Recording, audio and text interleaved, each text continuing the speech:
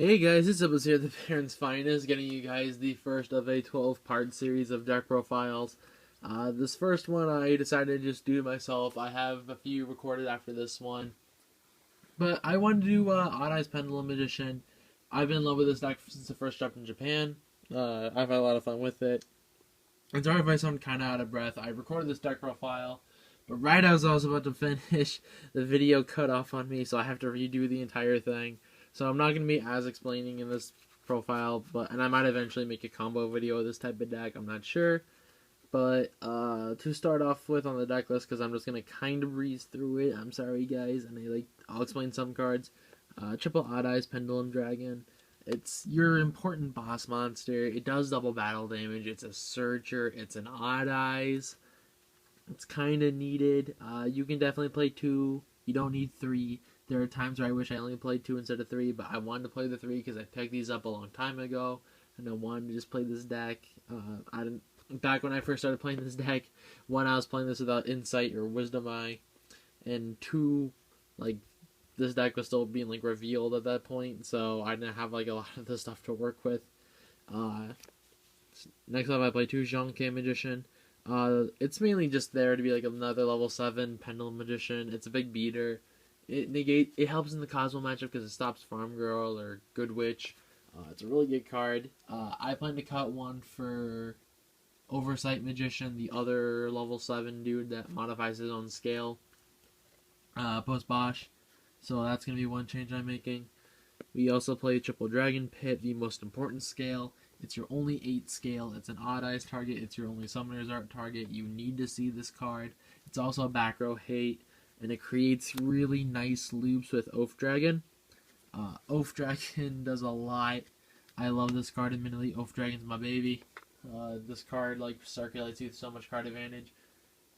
It's just dumb. This card is just dumb. It's your best low scale in the deck, and it's your recycle engine. So why would you not play this card? Plus, this card helps you out towers, or not WoW towers.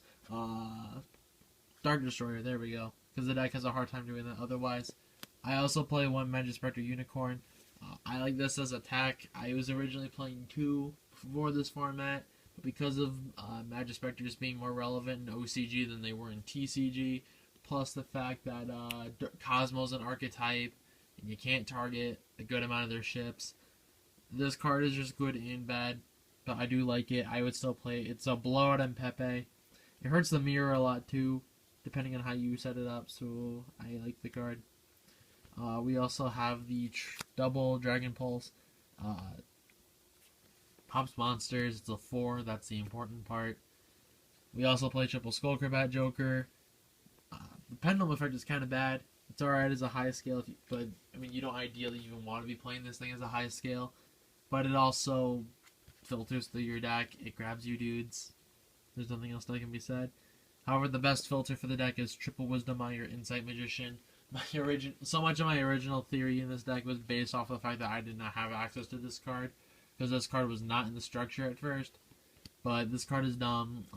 It's a huge part of your recycle engine with Oath, because what you do is you get Dragon Pit and Wisdom Eye, pop this, get Oath adds this back to hand, and then pitch it for Dragon Pit. And then if you can Pendulum summon another Oath, you get to add it back to your hand, so you just free plus for no reason. And then my last 2 cards, which are both 1-ofs, I play the 1 Archfiend Eccentric and the 1 Noble Dragon Magician. I like I don't own a second Eccentric, and I would sideboard a second Eccentric if I owned it. So that's why I only play the 1. Plus, Eccentric is a high scale. It's also a Odd Eyes target, or an Odd Eyes target, excuse me. And Noble Dragon, I don't synchro a whole lot in the build. I don't feel like there's a real need to, so I don't opt to go for it. But the card is really cool. I still like the card, and plus having access to Meteor Burst is why wouldn't you want access to Meteor Burst? So that does it for the monsters. For the spells, I go back and forth on how many of this I play, but I'm playing the 1 Sky Iris. Excuse me, guys. I'm just tired right now after talking so much, but 1 Sky Iris. I go back and forth on the number of this card. I'm playing 1 right now, but I might bump it up to 2. I might play Terraforming, I'm not sure.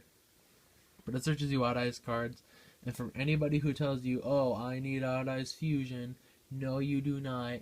You can even get away with not playing Vortex. It's fine. You don't need either of those cards. They're both overpriced, and they should both decrease in price. I am just saying. They are not worth the money they are. One Regeki. It clears boards so you can OTK. It clears problems. One Book of Moon. Because I do not want to deal with this stupid... Because I don't want to deal with problems. That is simply it. One Foolish Burial. Because this card... First off, it dumps your tuner, which is an important thing. However, in combination with Oath, you get about anything in your deck outside outside 5 copies of cards. It gets to your deck, and it's an easy side out too if you need it to be. So there's that. I also play the Double Summoners art because I want to turbo I don't want exactly like turbo, but I want to see Dragon Pit Magician. So I really like the Double Summoners art. I think it's a really good card. I like Double Wavering Eyes. Pendulum variants aren't exactly that big in my local area. There's one other Pendulum Edition player at the moment, at least. I've seen some people like say, "Oh, I'm going to play the deck," and they haven't yet. One dude I know is going to be having access to 2 Eccentric, which is going to help him in the mirror match, admittedly. But I still like Wavering. And plus, it triggers off your own stuff. But I don't play the 3 because the mirror and other Pendulum variants aren't that big in my local area. Double MST. Back row. Enough said. I still like it even with the Dragon Pit and the theories that like the Dragon Pit serves as your MST. And then triple Pendulum Call, because this card is just dumb. Grabbing 2 dudes, it gets you anything you want. Pendulum Call is just a dumb card. For the traps, I play the One Morning, because by the way, there are 5 traps. One Morning. Card is just stupid. Really dumb. It wins games. Double Fiendish, I go back and forth on this. I'm not sure if I want to keep playing Double Fiendish, but for now it's in here. I mean, I still like it, and this is more so in theory of like the last of older format, but I might keep playing it. I don't know. Fiendish is Fiendish. It's not a bad card, but I don't think it's the greatest card. And then last but not least, Double Storming. It outs Dark Destroyer. It technically outs Magic Spectre. It helps in the mirror match because when you're, and not to mention like it stops like things happening for Meteor Burst when they have a Meteor Burst on board. So it's fine by me. Gosh darn it, there was somebody calling me on Skype. I hear it in my headphones. But for the extra deck, well, first off, just because I need to do it, and I'm that kind of pleb. Shout out to the tokens, the 3 Mecha Fan Boosts and the 2 Yuyas, because Yuya best character. Yuya best character. Anyways, for the extra deck that I've been goofing with, and I've been modifying this, I actually made a change to this right before this deck profile. I play 1 Black Rose Dragon, 1 Clearing Synchro Dragon, and 1 Odyssey Meteor Burst Dragon. I might actually play a second Meteor Burst. I might cut Clear Wing for the second. But I still like Meteor Burst. I mean, I've never gotten into more than 1. There was one time I wanted to... I've so far in all my time playing this deck, because I've been playing this deck in previous formats, I've only ever needed 1 Meteor Burst. I've had one time where I needed the second, but I made Clear Wing, and I still won that game anyway, so it didn't really matter. And Black Rose is just Black Rose. It's technically there for an out if you need it to be. So it's a good card. I like it. For the rank 4s, this is a recent addition. I play 1 Magister Paladin, the Ascending Draco Slayer. I don't main or side any Draco Slayers, but the main thing is just that it's a rank 4. You can make first turn, and during the end phase you grab a Pendulum. I just like the option to have that. And then for the rest of them, it's 1 Castell, 1 101, because 101 is getting pretty good again. 1 Dark Rebellion, another Towers. Wow, I keep wanting to say Towers. Jeez. Another Dark Destroyer. There we go. I'm sorry, guys. It's like 3 or 4 in the morning at the time I'm recording this, and this literally goes off the same day I record it. And then last but not least, 1 Trapeze Magician. Card is just dumb. Card is just literally dumb. Like, there's nothing else to say about it. This is the newest edition I added right before this deck profile. I play 1 copy of Utopia Beyond. It is a Dark Destroyer out.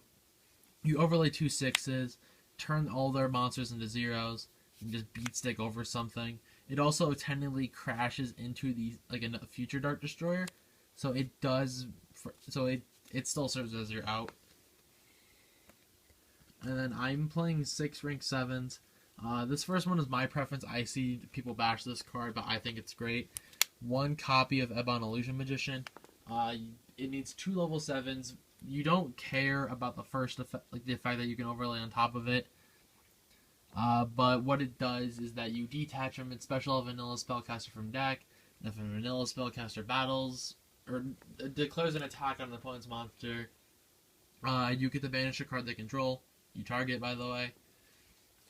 And because of his wording, the thing about his wording is that because it's on attack declaration that you banish, you do get to you get a replay if you banish the monster you're battling with. So that's why I think he's really good. I think he's a great card. I love him. He's probably my one of my 2 most made rank 7s. I also play the 1 big guy. I never really go into this card. I usually find Ebon better almost. 1 Dracosack, because Dracosack is good, but I never make it. I've never made this card ever. It's the 1/7 I've never ever touched. 1 Flare Metal. Late game, this card is absolutely amazing. I love it. 1 Absolute. Absolute, in my opinion, is so dumb. This card is just dumb. You can definitely play 2 Absolute and double Meteor Burst if you want to, but I don't feel like I need the second Absolute, and I never ever make it. And then the last card I play is the 1 Odd Eyes Rebellion. This card is a part of your OTK, and it's also your optimal target for when Absolute dies. And as a note, as soon as I find it, there it is. These 2, if your opponent playing Cosmo, actually let me rework this a little bit. If your opponent is playing Cosmo and they leave themselves on just a Forerunner, these 4 cards single-handedly create you an OTK. Because what happens is you synchro Meteor Burst, and then you have to overlay the Meteor Burst and something else into the Absolute. And you overlay for Trapeze.